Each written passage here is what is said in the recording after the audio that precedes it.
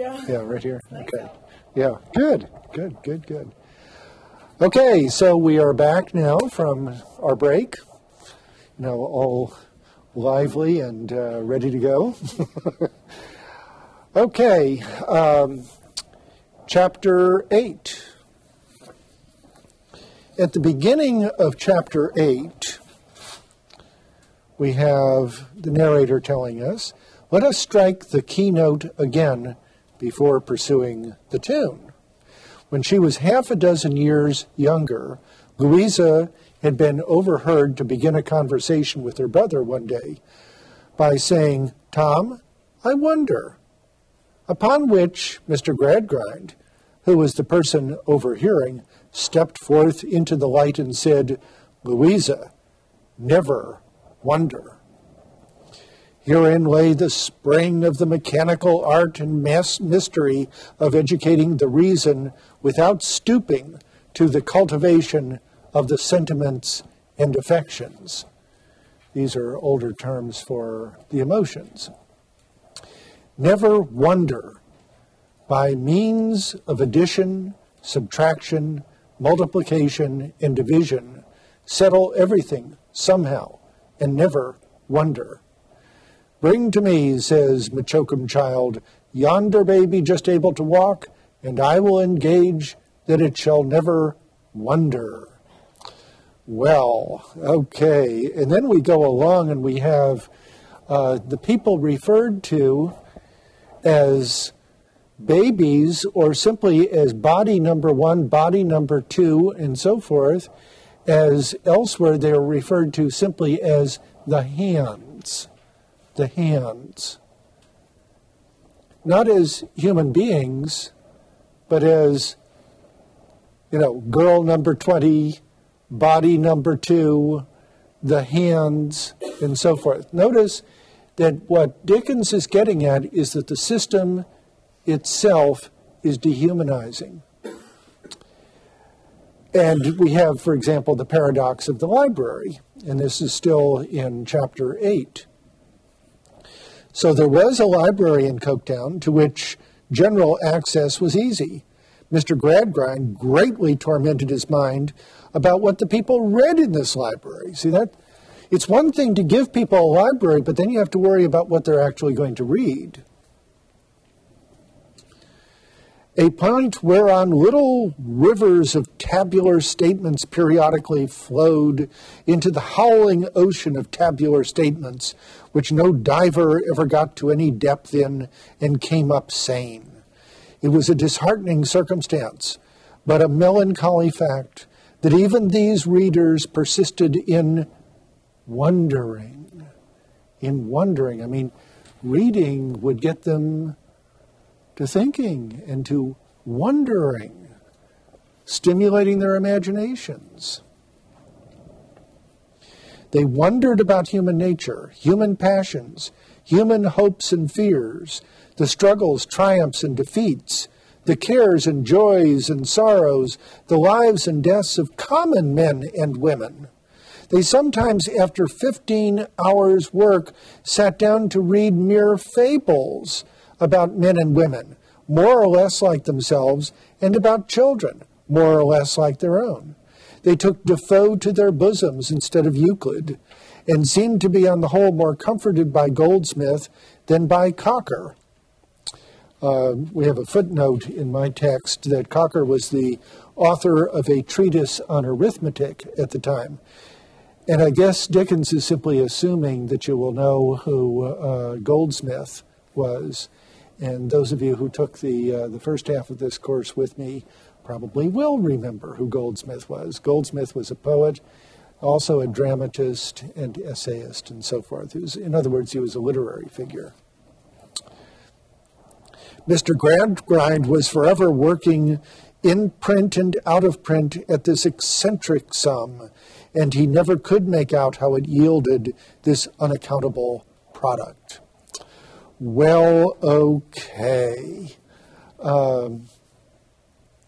We move on to chapter 9, and Sissy, who now lives in the Bounderby's household, comes home and she admits to making quite a number of mistakes in Mr. Machoakumchild's school. But what's ironic here is that each one of her supposed mistakes, as she begins to describe them, constitutes part of, and altogether they constitute, a critique of political economy as it was then being understood. Now, by political economy, what people mean, particularly in the 19th century, though the term has been revived in our time to some extent, but certainly in the 19th century, what they meant was the kind of thing that you found in Adam Smith.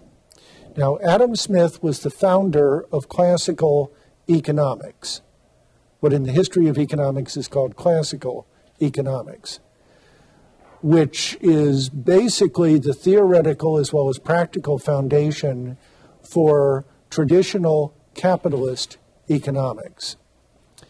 And it happens that Adam Smith was a professor of moral philosophy, and he was convinced that human nature is dominated by the desire to fulfill oneself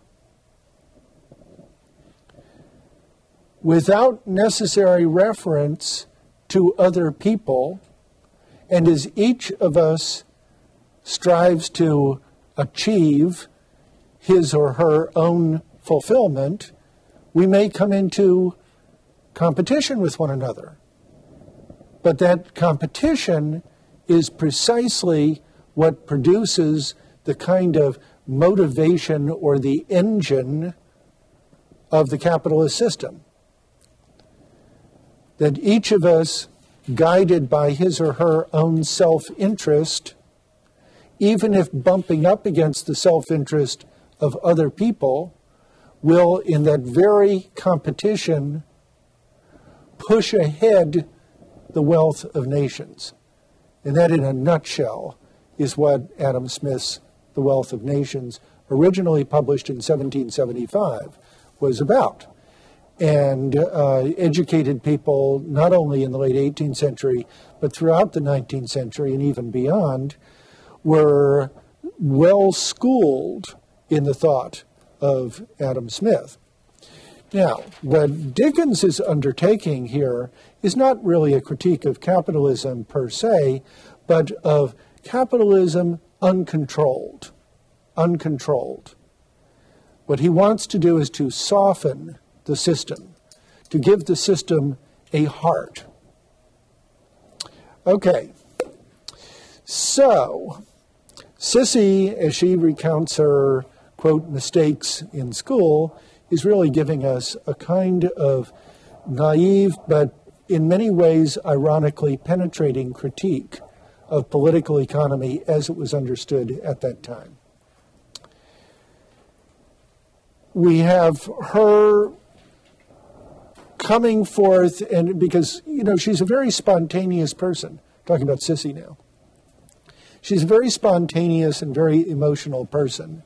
And so she unburdens herself about her life to Louisa and about her life with her father in particular.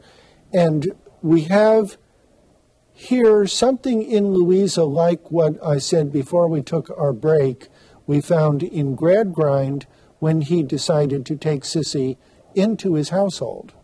Here, Louisa responds to her, and responds to her with sympathy, responds to her with feeling. And so we begin to see some little hints of the development of an emotional life, a real emotional life in Louisa, as well as potentially in her father. And much of what's going to be happening in the plot to come is the gradual development of that kind of emotional life, and therefore the ability to make genuine human contact with other people, not simply in the cold, calculating way of the utilitarianism we saw at the beginning. Chapter 10. Here we have Stephen Blackpool, who obviously is going to become a very important character in the novel. The woman with whom he is having a relationship, which is not really a romantic relationship, and certainly not a sexual relationship, and the so-called terrible woman. Well, let's go through each of these. Stephen Blackpool is one of the ordinary workers. He is married, but his wife ran off on him and hasn't been seen for a long time.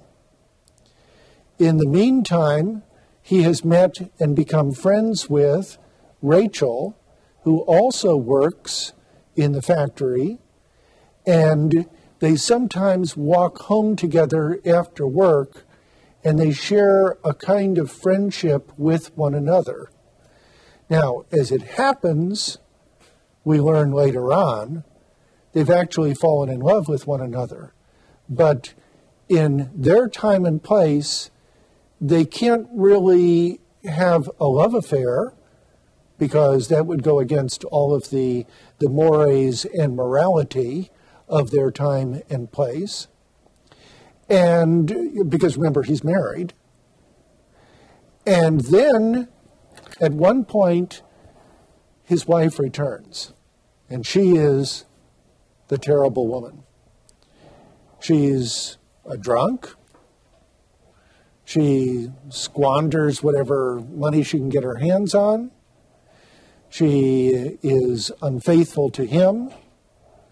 And there's even a very strong suggestion that she has become a prostitute. And so now here she is, and what's he to do? Well, of course, he must take her in and care for her, even though she's in a very, very bad way. And it falls to Rachel, really, to help to nurse this terrible woman. So that she serves a very important function in the plot. See, if she didn't exist, then why couldn't Stephen and Rachel just get together and they could get married? And at least they'd have that much happiness in their lives, their otherwise drab and dreary lives. But they can't because of her. And we're going to see how she creates even further complications for the plot in just a moment. In chapter 11, we have an example of the paternalism of the system. Paternalism in the bad sense of paternalism, not any possible good sense. Paternalism means what? What does the word itself mean? Well, yeah, it comes from the Latin word pater, for father. Yeah, that's right. But paternalism, that goes farther than just having a father or being a father. It's treating other people in a kind of condescending way as if they were small children.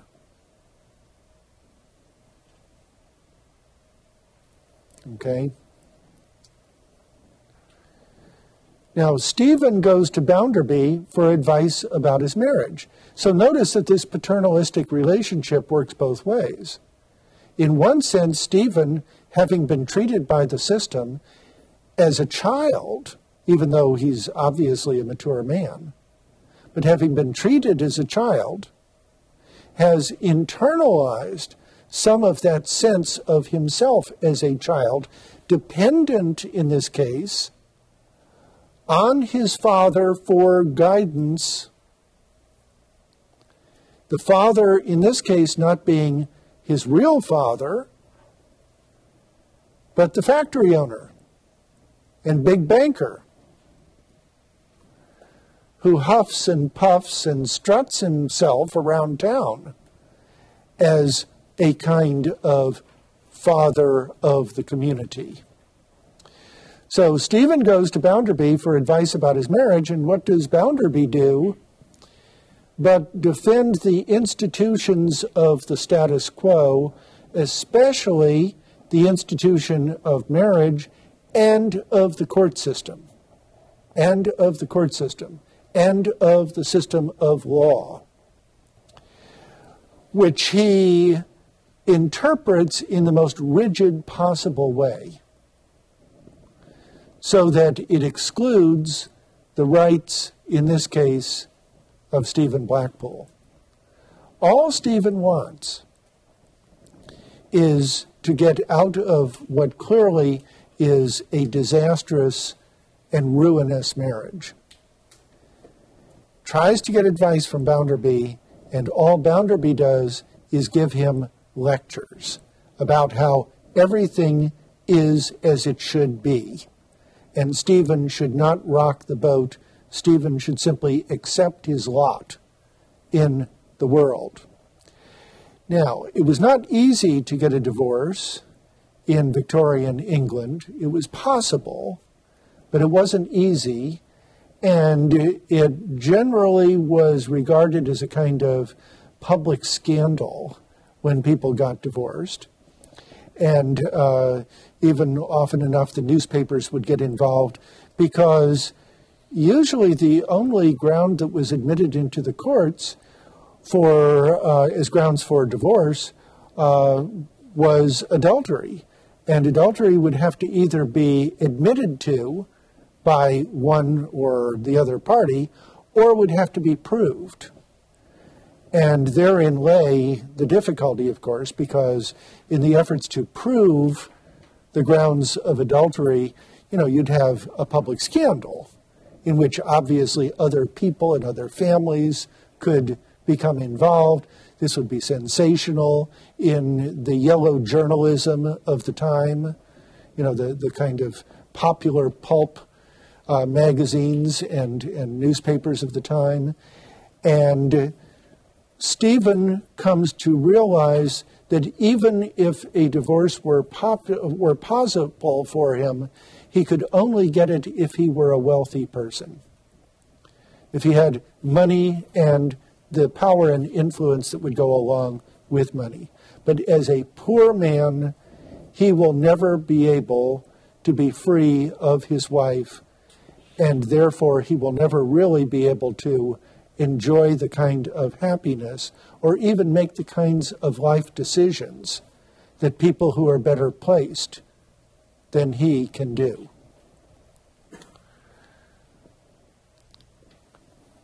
Well, then we have in chapter 12 the old woman coming in. She's going to become important in the plot also. She's introduced here, and she's going to pop up from time to time again in the plot, and then she is going to resolve an important element of the plot in the end of the novel. Over against her is a young woman, Rachel. And she is still young. Remember that Stephen, while he's not an old man, he's in his 40s, he looks a lot older than he is, partly because of the work that he's been forced to do, which has ground him down physically and spiritually, but also because of the severe distress of being married to the terrible woman. In Rachel's case, she is still very much a young woman, and has life and has energy and has verve.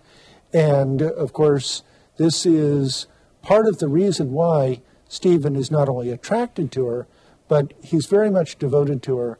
And as we get to know her better in the novel, we come to recognize how good and decent a person she is. In chapter 13, we have Rachel's compassion for Stephen's wife. so that she even serves, when she doesn't have to work, as a nurse for Stephen's wife, who is, as I said earlier, in a very, very bad way. And then one evening, Rachel, exhausted, dozes off for a couple of minutes, and when she wakes up, what does she see? She sees Stephen's wife reaching for some bottle of some kind of liquid, and we don't really have a description of it, except apparently it's poisonous. Or at least it would be poisonous if she drank the whole bottle down.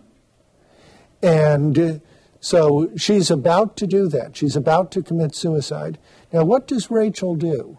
It's very interesting. She dives over and stops the woman from drinking from the bottle, and therefore she saves her from suicide. Now, this is a very important point in the plot. What if she hadn't? You see, her and Stephen's problem would have been solved. I mean, after all, she's not killing the woman. What if she had simply sat there and let the woman commit suicide? She then would have been out of the way. The two of them could get married, and they could have at least some kind of chance for happiness in their lives.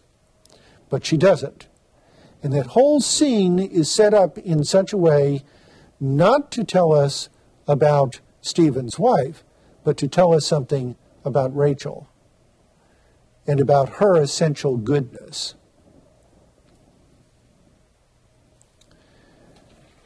In chapter 14, we have a shift. Notice we're shifting back and forth. We've got two groups of characters going on. We've got the middle to upper middle class people, the Gradgrinds and the Bounderby household, and then we've got the working class people, the Stephens, the Rachels, and then eventually other working people as well. Well, and also the circus people, because while they're not working in factories, they're essentially working class people. So now we're back with the middle to upper middle class people. And we have Gradgrind expressing his disappointment with Sissy. Sissy just doesn't get it from his point of view. And so he's conveying his sense of disappointment to her. Now, eventually, he's going to be won over by Sissy, but that's something still far ahead in the plot. Along the way, he recognizes that Louisa has now become a young woman. She's no longer just a girl. And time is passing. You know, you can actually plot the passage of time in the novel. So Louisa now is a couple of years older than she was in the beginning of the novel. And she certainly, from his point of view, is not simply physically a woman, but that means to him that she has now become eligible for marriage, and that he may begin to think about the possibility of her getting married and even of looking for a suitable husband for her. And towards the end of that chapter, continuing this whole marriage theme or marriageability theme, we have Tom, Louisa's brother, asking her, Louisa, to marry Bounderby for his sake. You see, because what he wants is he wants a good, cushy job with Bounderby in the bank, and he wants to have a way in with Bounderby so that he can rise in the bank business. Okay? And what better way than to have his sister marry Bounderby, so then he becomes the brother-in-law of his boss. Okay. In chapter 15, Gradgrind gives Bounderby's proposal to Louisa, but when he does this, it's all with facts, facts, facts. Facts about marriage, facts about age, relations between the people who are getting married, and so on and so on and so on. Now, one of the things, of course, that we obviously cannot ignore is, how old do you suppose, we're not told exactly, but how old would you say roughly he is now? Just roughly. I mean, he's not old, but, you know, he's considerably older than she. Any ideas? He's probably older than late 40s, because he was in his late 40s at the beginning of the novel, and time has passed. So he's probably around 50 or early 50s, okay, which certainly is not old, but compared to her, see, she's probably still in her teens. So there's a considerable disparity in age here, which is going to be one of the complicating factors in their relationship. Now, you know, it probably seldom happens that two people, when they marry, are exactly the same age. So there's always, or very generally, will be some age difference. How much is a lot? Well, these things are relative, you know, but certainly when you get up to 10 years between them, is that a lot? Well, I don't know. People might debate about that. 15 years? I don't know. I mean, I've known couples where there was 15 years between them, and they were very, very happy. 20, 25. Now we're up to 30 plus years between them. And that's undeniably a large age difference. Okay, so here you've got this very young woman and this middle-aged man whom she does not love and doesn't even really have feelings of affection for. And you will remember that earlier on, when he kissed her on the cheek, her brother thought that she was going to rub her skin off when she took out her handkerchief and she's rubbing away at her cheek to try to remove the kiss from her cheek. She really doesn't like this guy. Well, but she becomes resigned. Her father wants it. Her father's pushing her, backed up with all of his facts and rational calculations.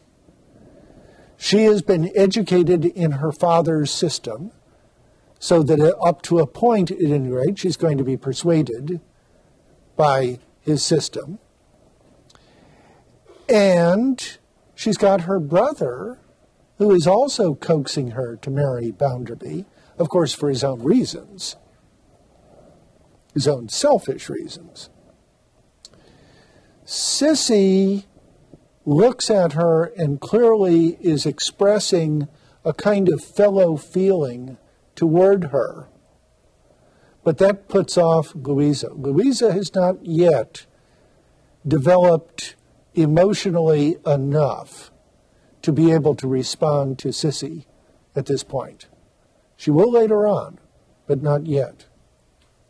Remember now that we're talking about children who have been brought up according to the system that we saw at the very beginning of the novel, and which really hangs over this whole novel in a way.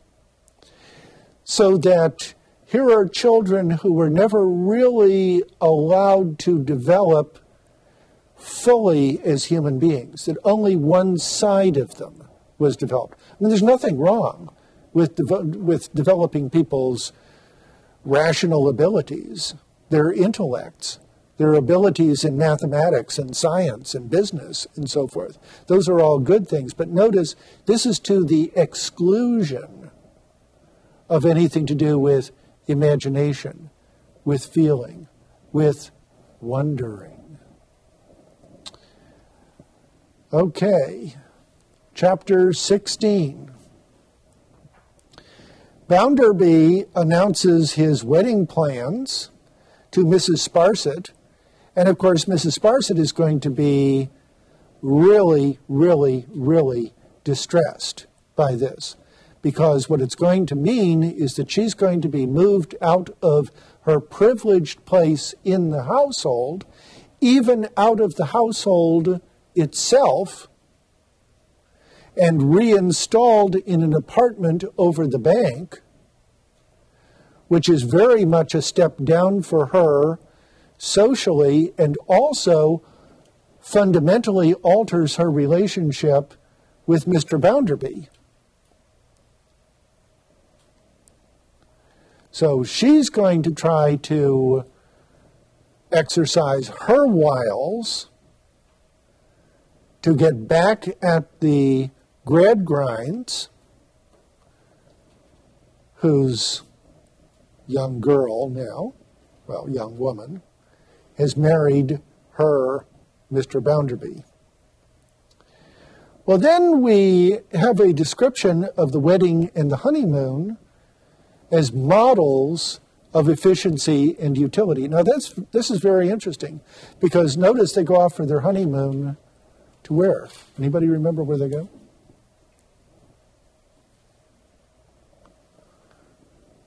They go off to Lyon in France. Now you'd think, oh, what a wonderful idea. You know, a romantic honeymoon, you go off to France, have wonderful time wandering around in the countryside, drinking wine, eating wonderful food, maybe, going to the art galleries in the cities and so on. What a wonderful honeymoon. Well, except for Bounderby, what Bounderby wants to do, and in fact does do, is to go to the French factories to find out how they treat their workers, what levels of efficiency they have reached in their factories. So he turns the honeymoon really into a business trip. Well. Okay, so let's sum up some of the things that we have seen in Book 1. Book 1 has been called Sowing. And here we have sowing the major themes and conflicts. Sowing the major themes and conflicts. First of all, education, which consists of facts, reason, and utility, total practicality, versus the world of the circus, make-believe, fancy, or really pretty much any kind of amusement.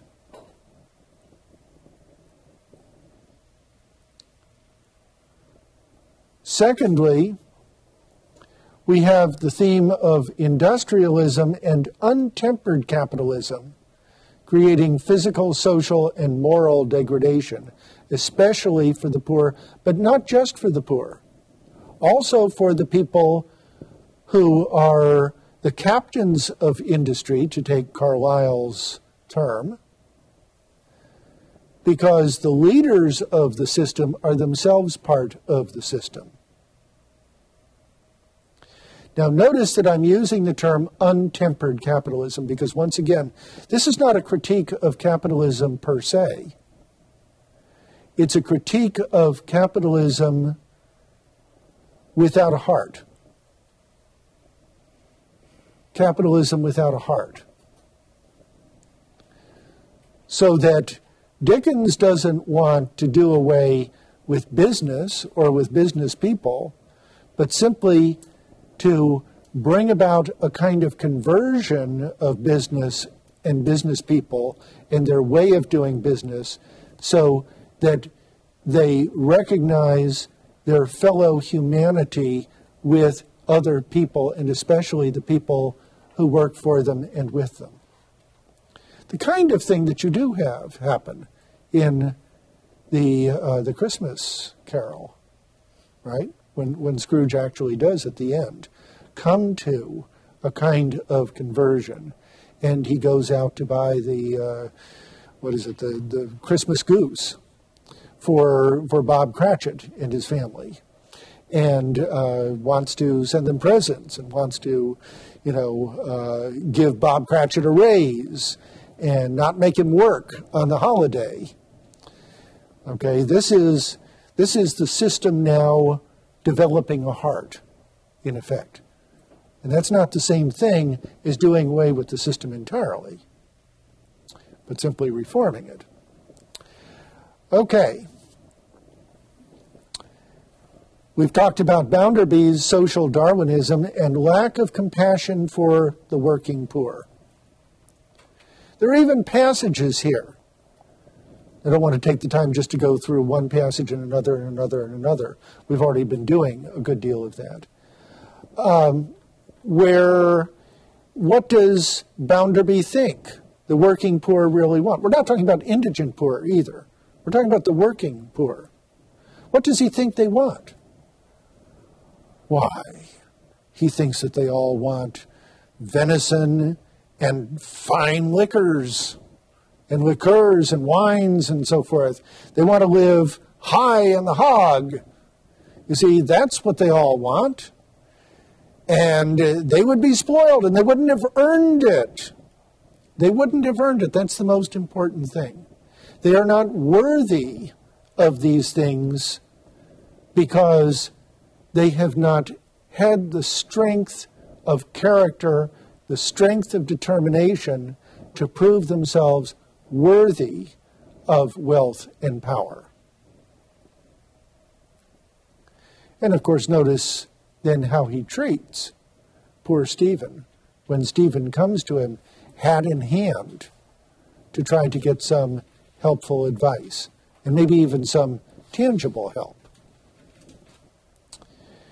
We've also talked about the affectation and pretense of Bounderby and Mrs. Sparsit.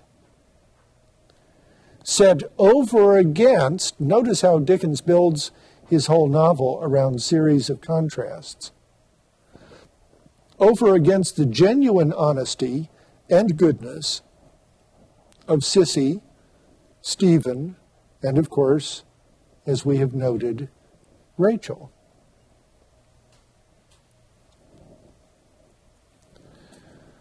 Louisa, we have also seen, especially toward the end of Book 1, as trapped by her father's education because she's known nothing else. And so when he presents to her all of his arguments based on facts and calculations, that's the way she has been taught to think as well. And so she finds his arguments more or less convincing and even acceptable. And she's also trapped by her brother's manipulative love. And the reason why I put quotes around love is that, clearly this is not a genuine kind of love, which would be genuinely concerned about her as the person whom he would claim to love. But, he's really a complicated figure in the sense that he's not totally bad. I mean, he does some really bad things in the novel, but he's really a weakling. He's really very weak. And so notice that he's led into manipulating her as part of his weakness. Well, then let's go to Book 2. If Book 1 was sowing the seeds of the novel, as it were, then Book 2 is going to be reaping. Reaping. Well, what happened as a result of the sowing in Book 1? Well, we're going to see Bitzer now back on the scene and grown up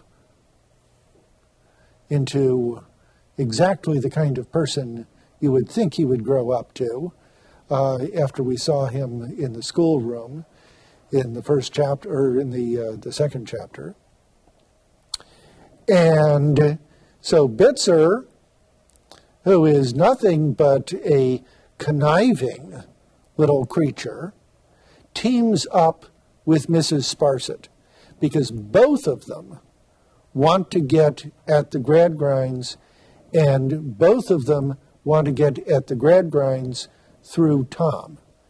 They're not going to be able to attack directly Louisa, but they can attack Tom. James Harthouse comes in. He's kind of a dandy. He's kind of a dandy. He plays Tom for a fool and attempts to seduce Louisa. Remember, he takes Tom to his rooms, and they've not only been drinking, but he also gives Tom something to smoke, and we don't really know quite what it is, and it's never explained to us, but it seems like something that has a narcotic effect, because when Tom does come out into the street from Harthouse's rooms, comes out into the street, it's not simply that it's misty, it's that he's in a fog. His head is in a fog. He's unclear about where he is or what's going on. I mean, after all, this is the town that he grew up in, and it's not a large town. Okay, so from all of this, we can infer that Harthouse has given him something or other that may have drugged him, or at least had some kind of narcotic effect on him. It was not real common, but it wasn't totally uncommon for people to take opium or some kind of opiate concoction or for medicinal purposes. And it was actually relatively common.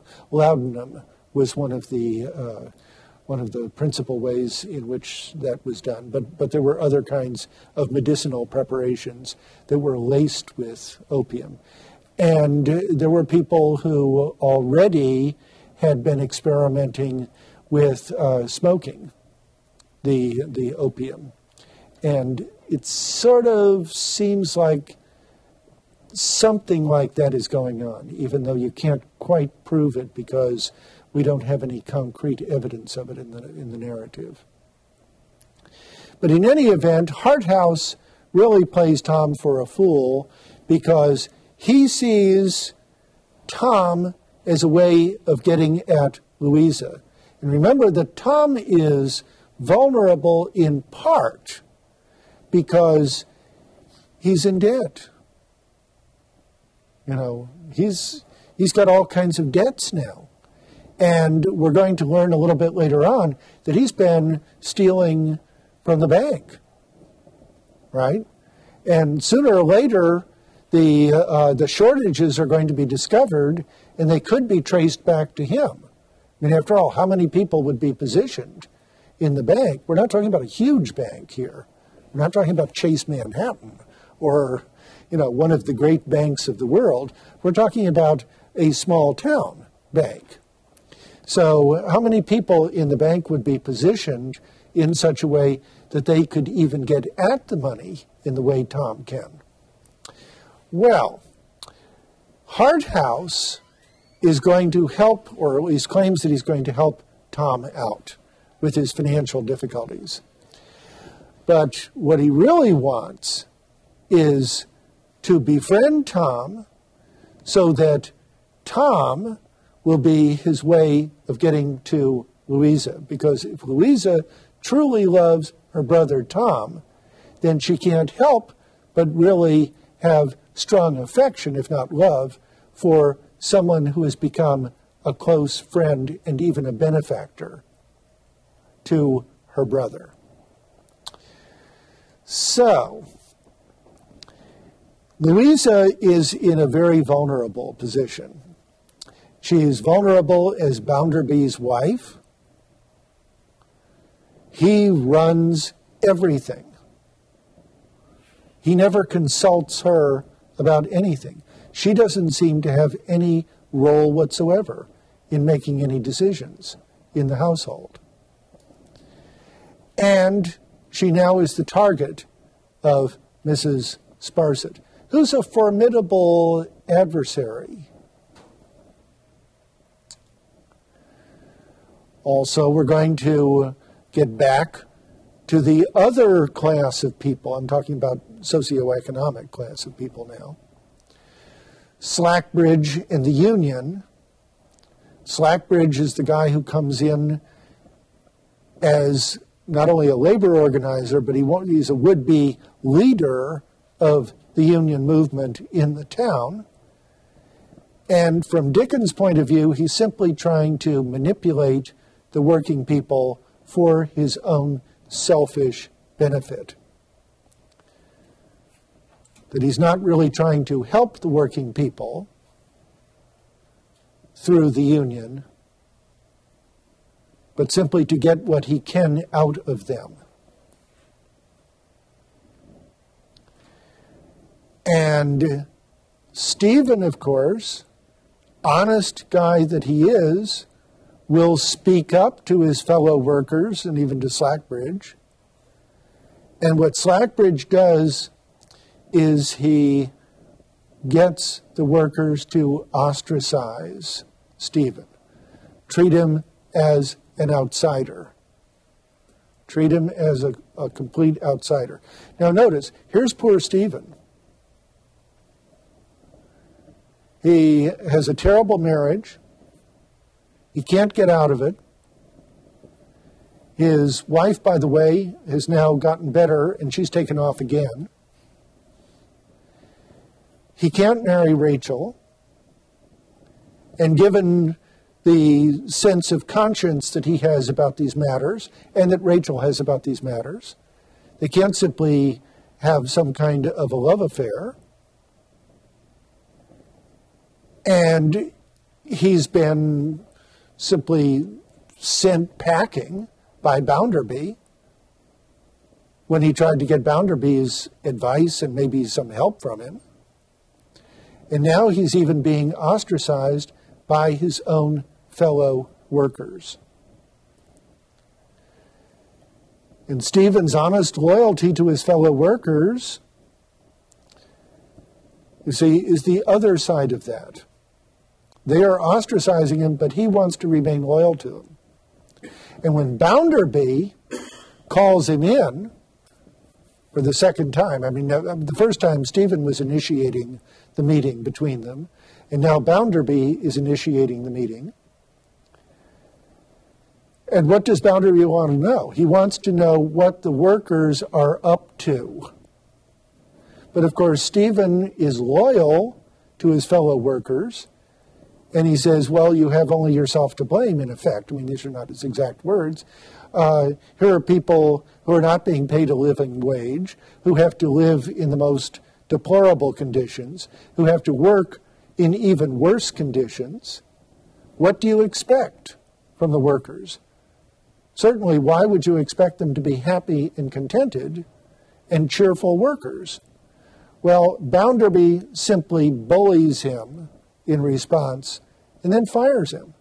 So here's poor Stephen. What's he going to do? And again, it's a small town, and the town is dominated by Bounderby to a very large extent. He not only owns the factory, but he also owns the bank.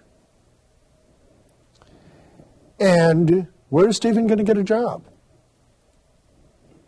What's he going to do? How's he going to stay alive? So in chapter 6 of book 2, excuse me, we come to a turning point in the plot. It happens that chapter 6 is right at the exact middle of the novel. And so therefore, it's appropriate perhaps that it would turn out to be the turning point in the plot. Stephen prepares to leave. Again, he really has little choice. And then there's Rachel, and of course there's the pathos, not only of their relationship, but now Stephen being ostracized, fired, and forced to leave. And then we have the old woman coming in again. We find out from her herself, by the way, that her name is Mrs. Pegler. But this is the old woman whom we had seen earlier on in Book 1. And I said, she's going to come back later on, and she's going to be one of the agents of the plot and of the resolution of the plot.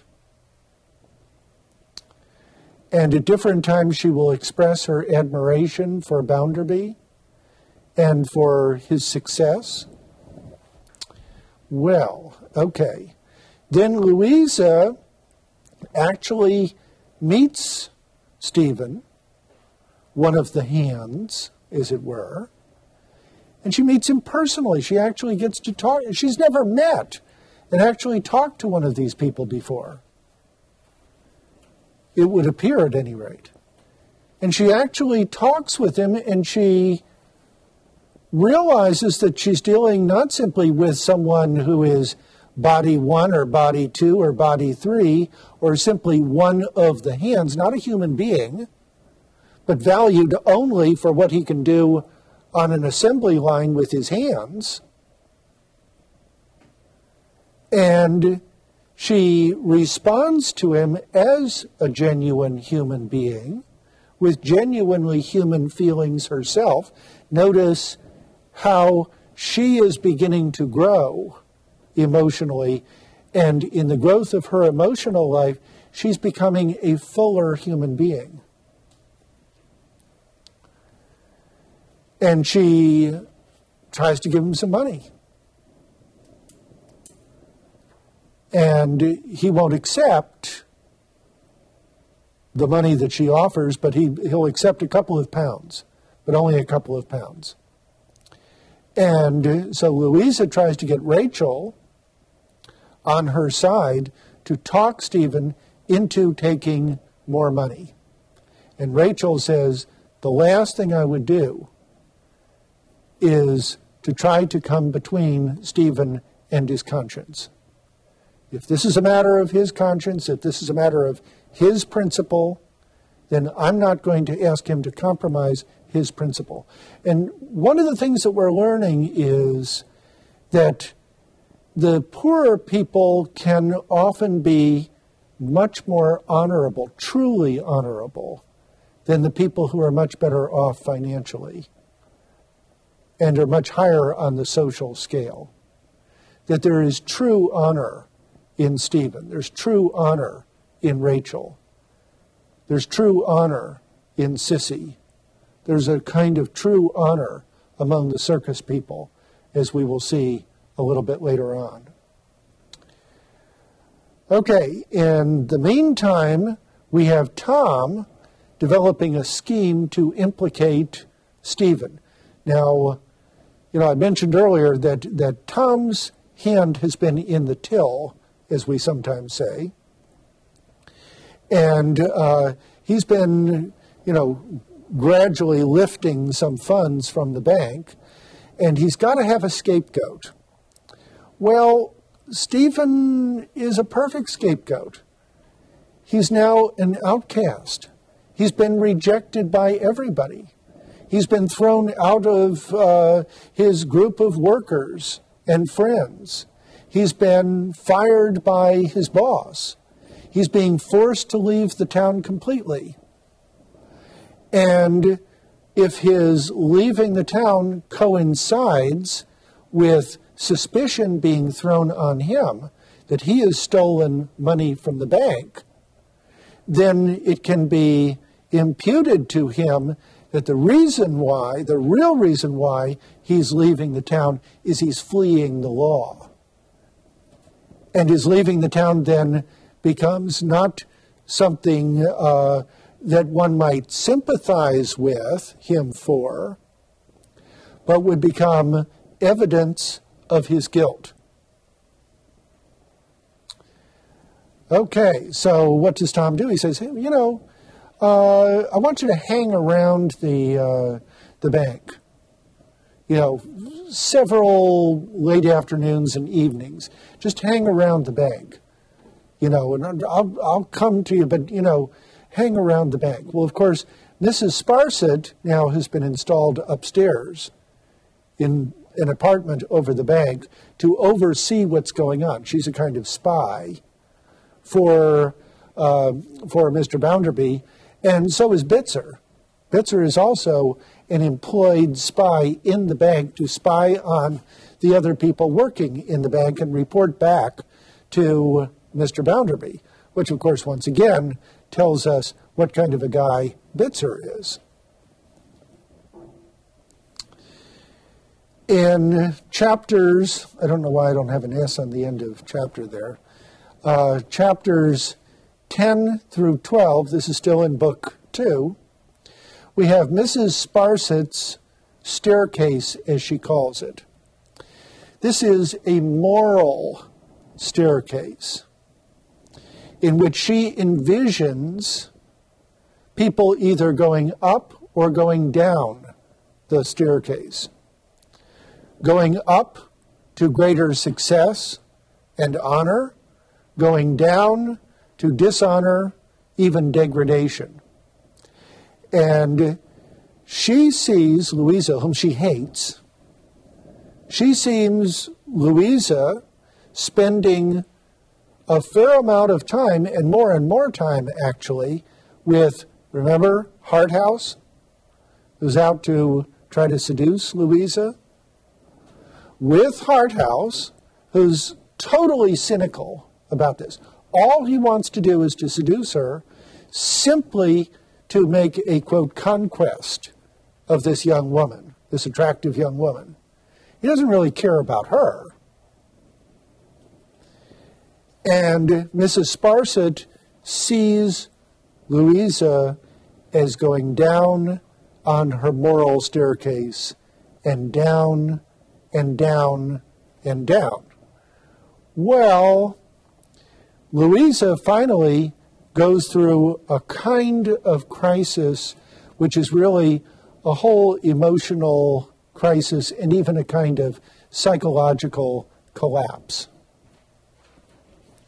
But that becomes the beginning of her rebirth. Sometimes it is out of such a collapse that it becomes possible to begin one's life in a whole new way. That's the kind of thing that John Stuart Mill talks about in his autobiography. Remember what I said about Mill? The younger Mill, John Stuart Mill. The author whom I mentioned last time when we were talking about what the Victorians called the woman question. He's the author of a very important treatise arguing for equality for women in the 19th century. We talked about Mary Wollstonecraft making a brilliant argument or a set of arguments for equal treatment and equal opportunities for women. And of course, the leaders of that kind of feminist movement were generally women, very, very bright and articulate and determined women. But there were also men of conscience who joined them, and John Stuart Mill was one.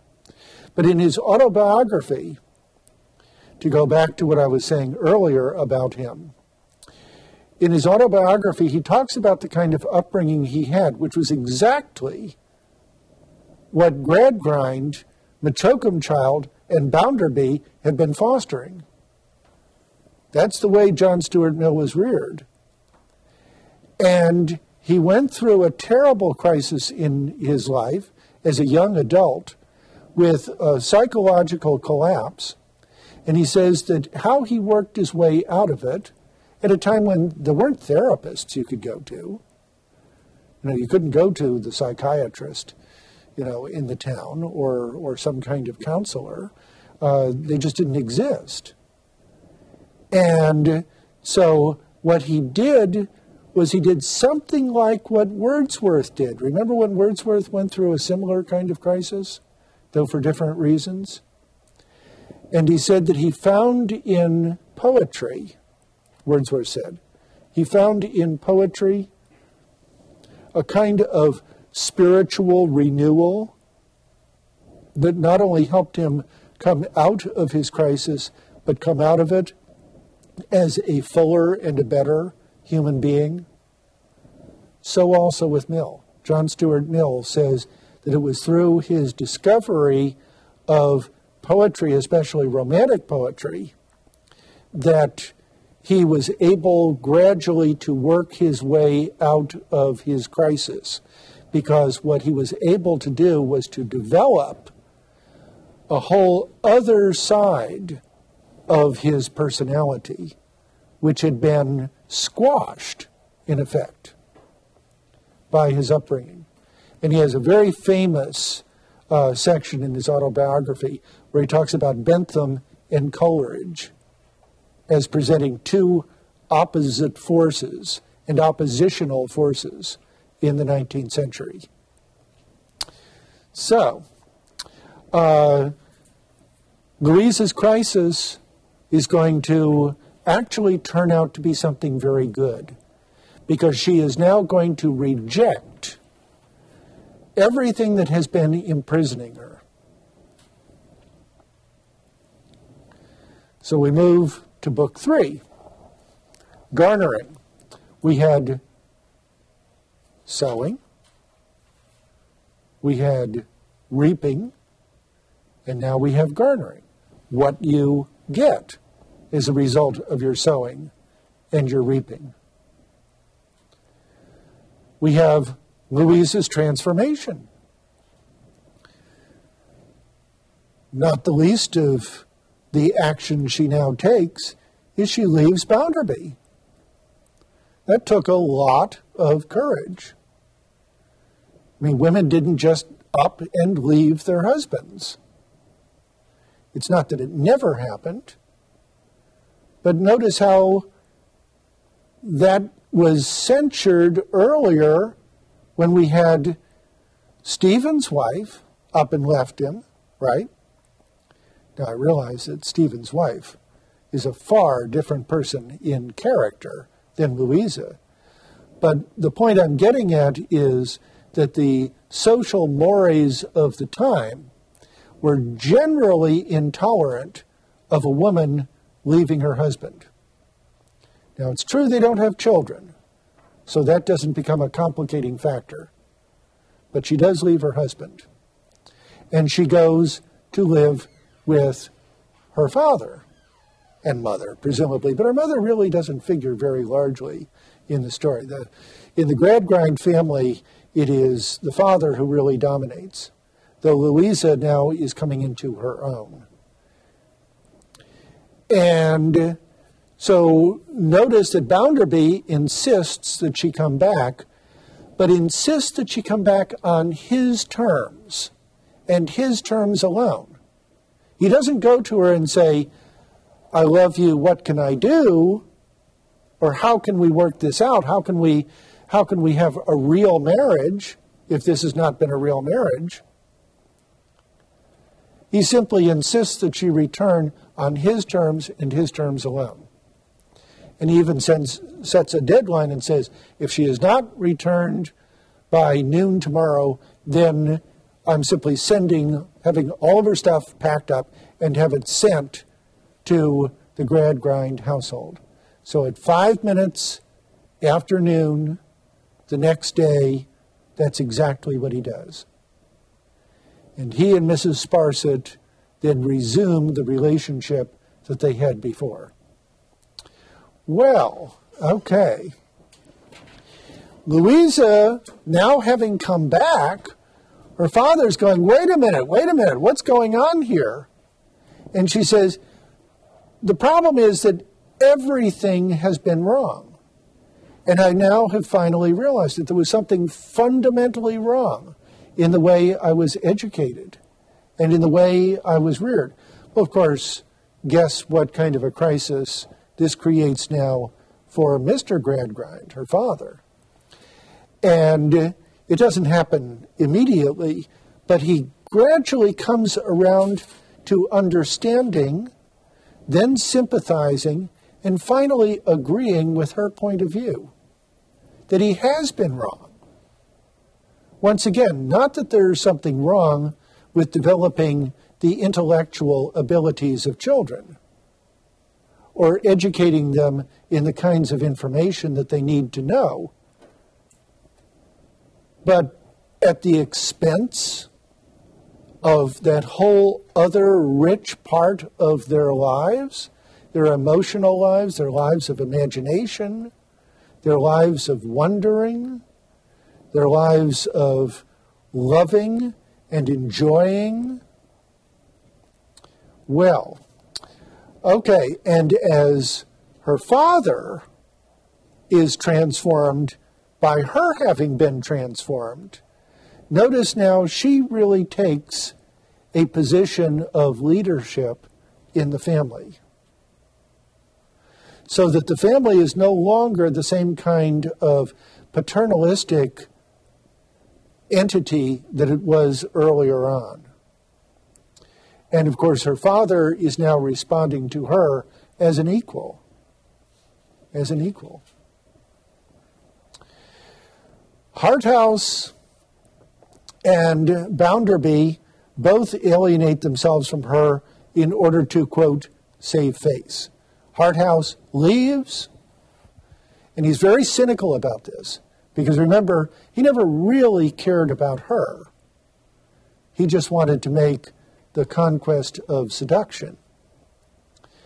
Bounderby, of course, also now is going to distance himself from Louisa. He's not going to see her. He's not going to have anything to do with her. He's going to bring Mrs. Sparsit back so that he can live as a bachelor, even though technically they're still married. That is to say, Louisa and he are still married. And this also is a way of him establishing that he doesn't care. It doesn't matter to him. He has not been affected. He's not suffered. He's certainly not destroyed by her having left him. Life is going on as it ever has for Bounderby.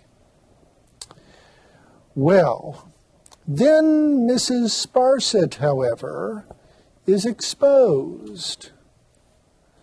And that becomes very interesting because we find out, among other things, that she really has not come from the kind of aristocratic background that she has always claimed to have come from.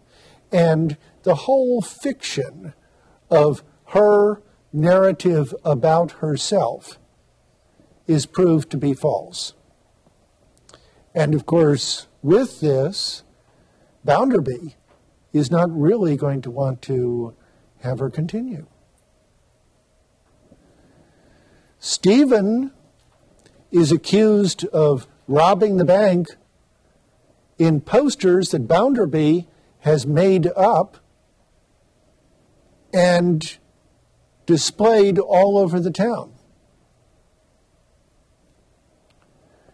In the meantime, Stephen, of course, is as far away as he could get until he fell down a mine shaft.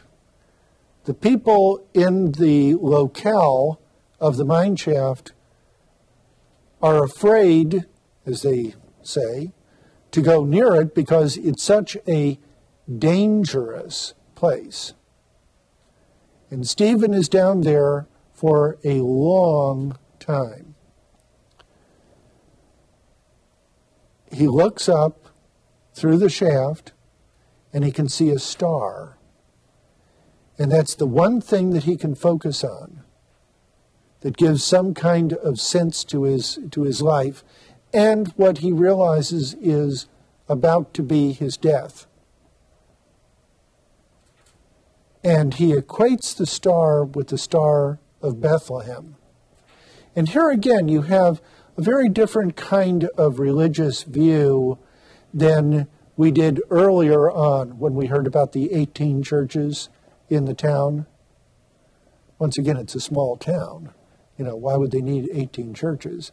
But these 18 churches all appear, at least according to the authorial narrator to have the single goal of trying to keep the working class poor people in line so that they can't have any, even the most innocent forms of enjoyment. That's set over against the very simple kind of religious piety that we find in Stephen at the end. Rachel now is here. They've found out where Stephen has got off to. And this is also partly with the help of the circus people, as it turns out. And so they find him down in the mine shaft, and the local people help, and they get him up out of there. But, of course, he is dying. He looks up at his star, and he's being carried away on a litter or stretcher with Rachel holding his hand.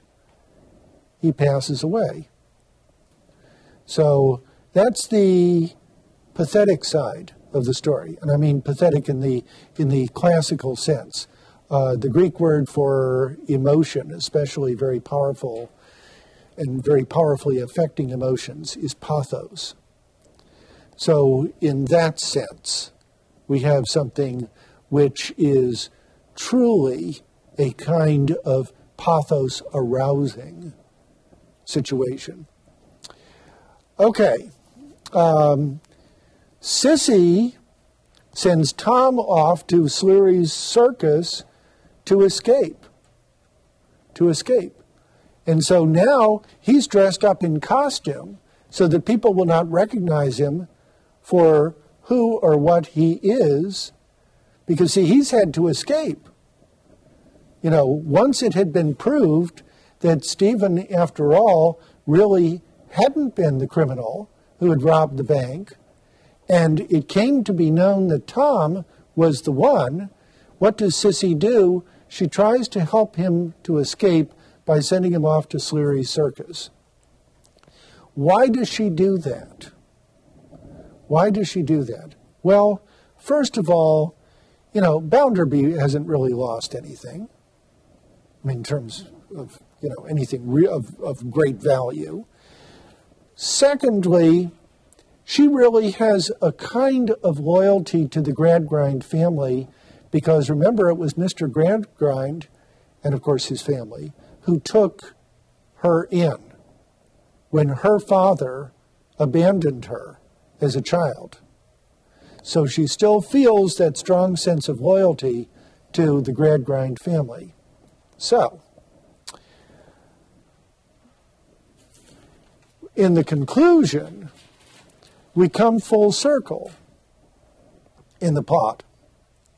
We have Sleary's philosophy of life being outlined for us in much greater detail than earlier on, in which Sleary, who's not an educated man, but he's obviously very thoughtful and very intelligent, and in his own way, very articulate. Sleary has really a very admirable philosophy of life and how there should be balance in human life. And it's that balance that's been lost in the Gradgrinds earlier on. And so Sleary wants to repay Gradgrind's earlier kindness to Sissy when Gradgrind took Sissy in.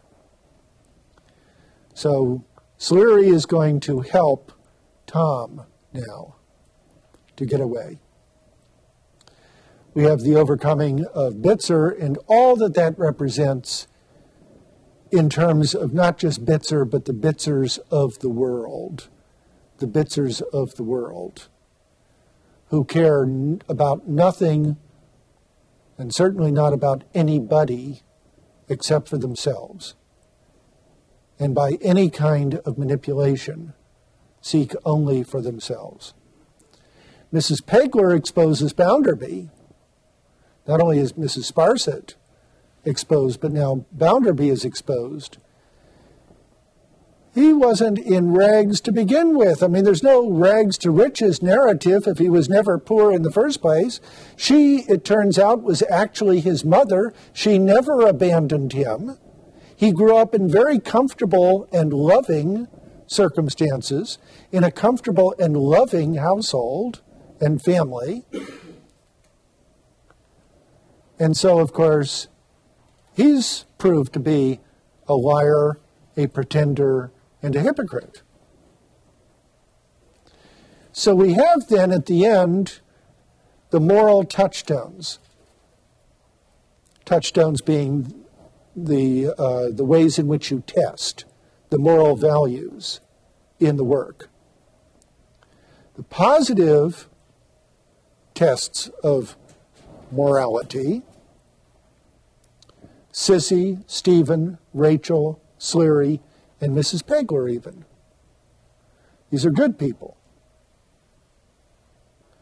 Louisa and Gradgrind are converts. And that's very important. Even if you don't start out as a Stephen or a Sissy, you can convert. You can change. But we also have the negative touchstones: Bounderby, Harthouse, Tom, Bitzer, and Mrs. Sparsit. These are the ones who, in Tom's case, is simply weak. But with the other people, they are cold and manipulative. So, we come to the end of the novel, and isn't it wonderful? Okay.